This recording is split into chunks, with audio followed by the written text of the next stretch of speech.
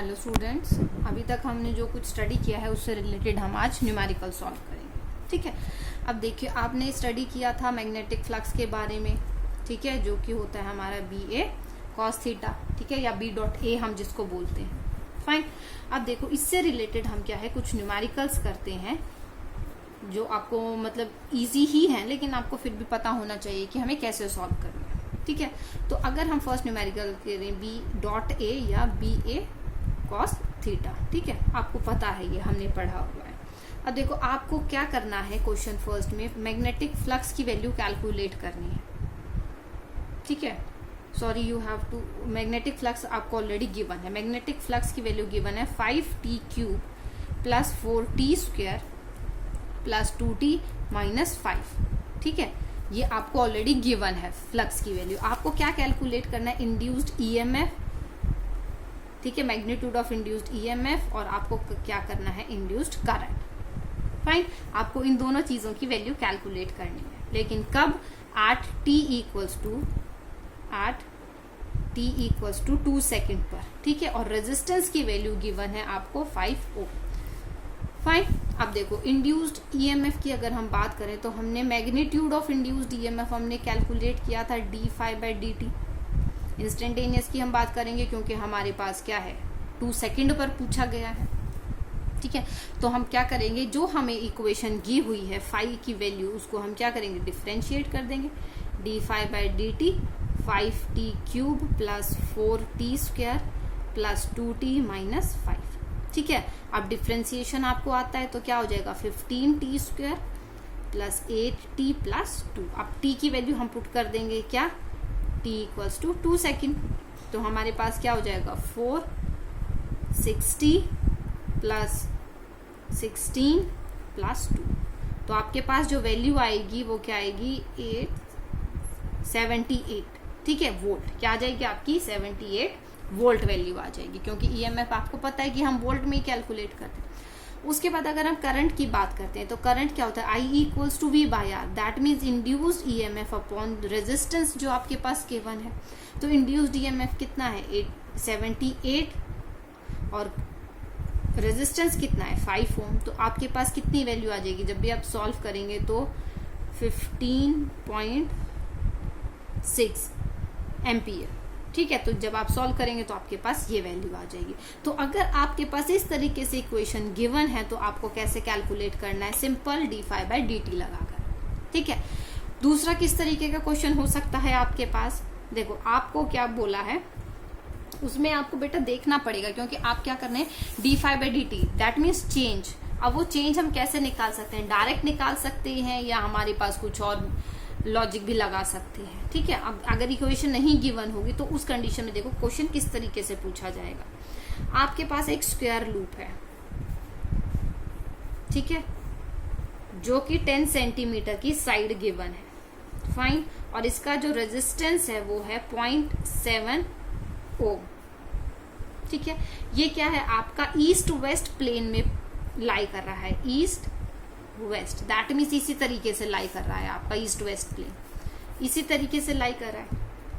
ठीक है, अब आगे क्या बोला गया है, एक यूनिफॉर्म मैग्नेटिक फील्ड है, दैट मीन्स बी, जिसकी वैल्यू गिवन है 0.1 टेस्ला। ठीक है, क्या है उसकी वैल्यू, 0.1 टेस्ला गिवन है। फाइन, अब जो मैग्नेटिक फील्ड है वो डिक्रीज कर जाता है 0 तक। ठीक है, और इनिशियली जो मैग्नेटिक फील्ड है वो नॉर्थ ईस्ट डायरेक्शन में है, that means east west north south, north east that means इस डायरेक्शन में है।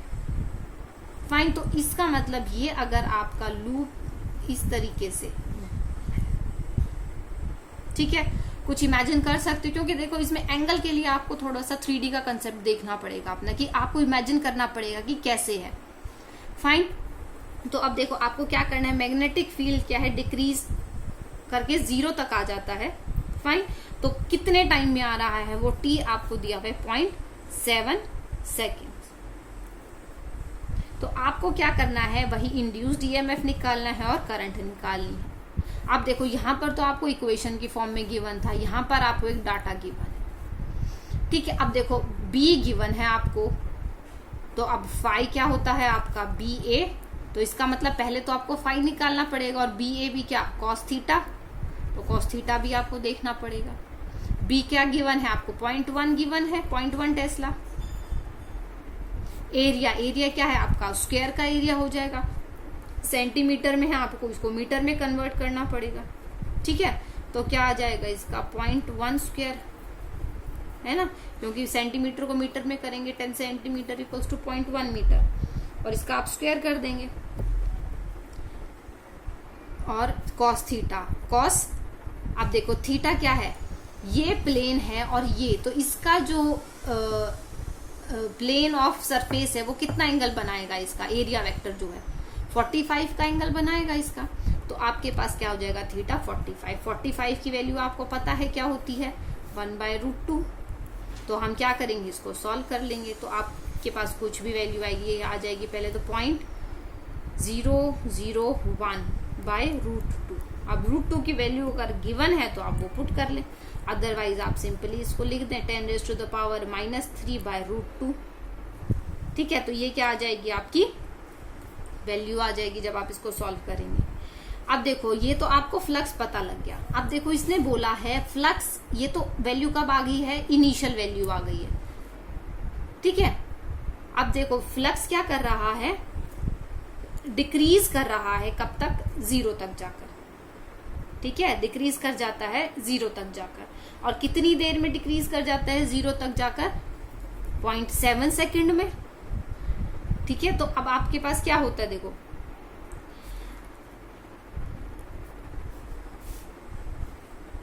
इंड्यूस्ड ईएमएफ, इसका मैग्नीट्यूड क्या होगा आपका d∅dt, दैट मीन्स हम मॉड्यूलस लेंगे क्योंकि हम सिर्फ मैग्नीट्यूड की बात कर रहे हैं, ठीक है।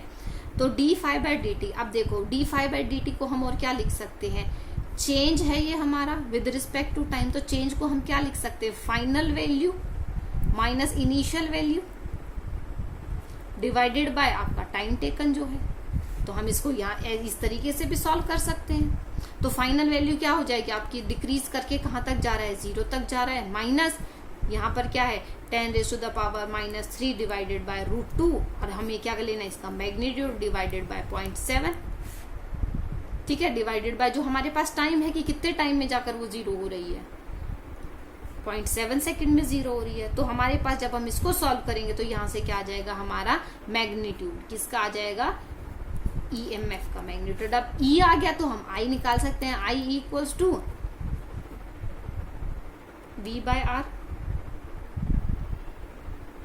ठीक है। तो यहां से आपके पास वैल्यू निकल जाएगी, आर आपके पास गिवन है 0.7 ओम, ठीक है। तो इस तरीके से क्या करेंगे आप न्यूमेरिकल सॉल्व करेंगे, ठीक है। एक दो न्यूमेरिकल हम और सॉल्व करते हैं, let's see our third numerical.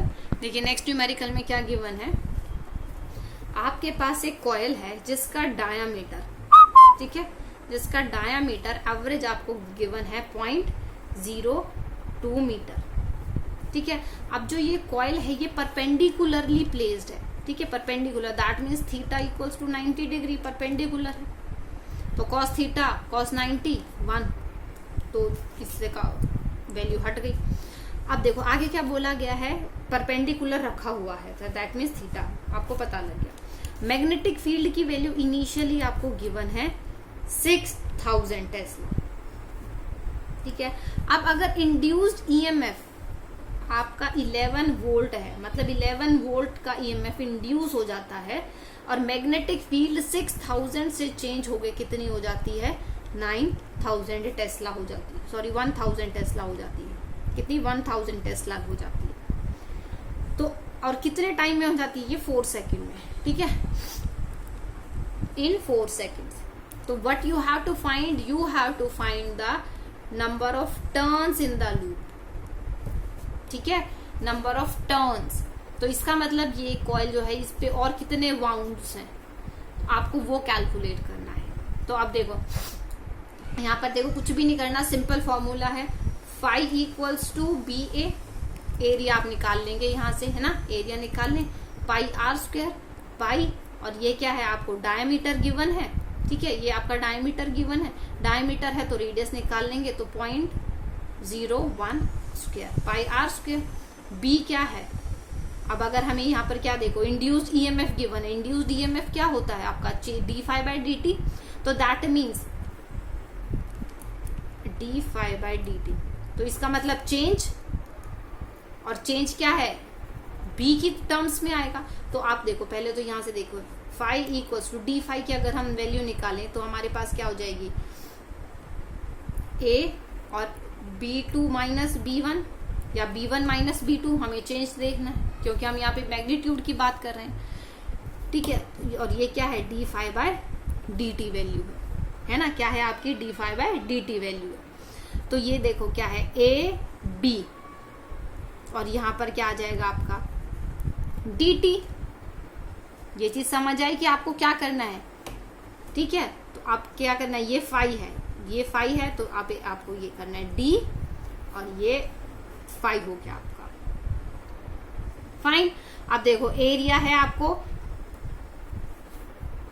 Area क्या है, पाई आर स्क्वायर, और कितना चेंज हुआ है आपका, 6000 से 1000 हो गया, तो चेंज कितना हो गया आपका, 5000 का चेंज हो गया। ये चीज क्लियर हुई। और dt क्या गिवन है आपको, 4 सेकेंड गिवन है। क्या गिवन है, dt आपको 4 सेकेंड गिवन है। और इंड्यूस्ड ईएमएफ की वैल्यू कितनी गिवन है आपको, 11 वोल्ट का वोल्टेज इंड्यूस हो रहा है, ठीक है, 11 वोल्ट का वोल्टेज इंड्यूस हो रहा है। तो आपको क्या निकालना है, नंबर ऑफ टर्न्स निकालना है। तो यहाँ से क्या है, आप n निकाल लेंगे, सब कुछ उधर ट्रांसफर हो जाएगा। You can easily calculate the value of n, ठीक है। तो क्या हो जाएगी, यहाँ से इसको अगर हम सॉल्व करें, पाई 1/10,000 5000/4 और ये 11 वोल्ट।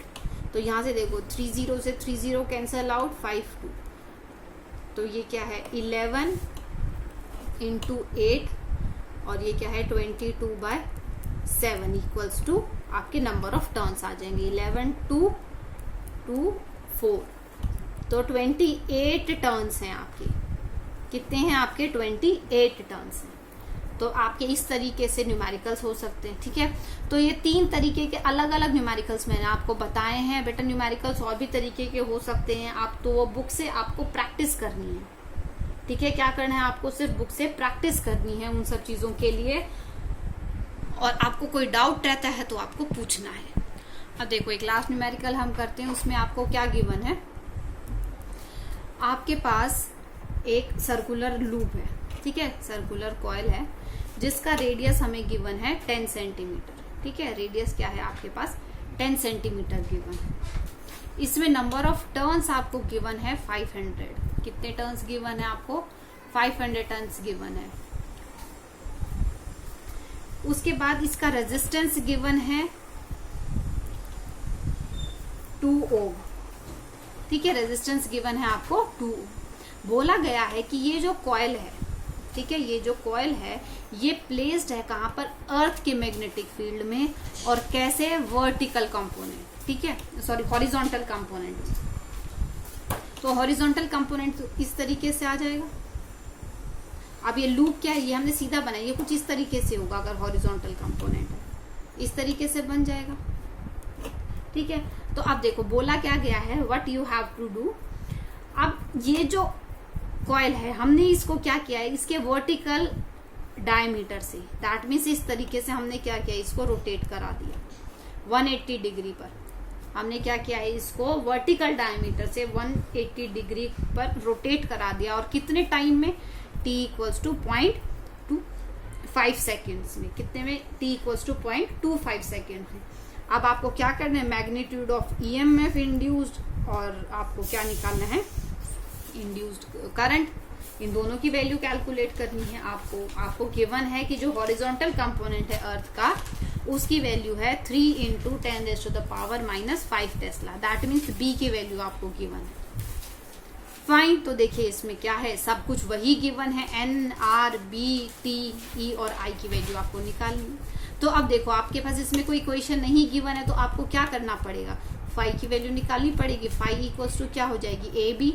इनिशियली क्या है, both are perpendicular, that means cos 90 1, तो बी ए, तो ए क्या है आपका पाई आर स्क्वायर हो जाएगा। रेडियस कितना है 2, तो क्या हो जाएगा पाई 4 पाई वैल्यू हो जाएगी आपके। और b क्या है आपका 3 इंटू 10⁻⁻5 टेस्ला। तो ये क्या आ जाएगा आपके इनिशियल वैल्यू आ जाएगी। अब फाइनल वैल्यू क्या हो जाएगी, इसने क्या किया है इसको 180 डिग्री पर रोटेट कर दिया है। क्या किया है इसने इसको 180 डिग्री पर रोटेट कर दिया है।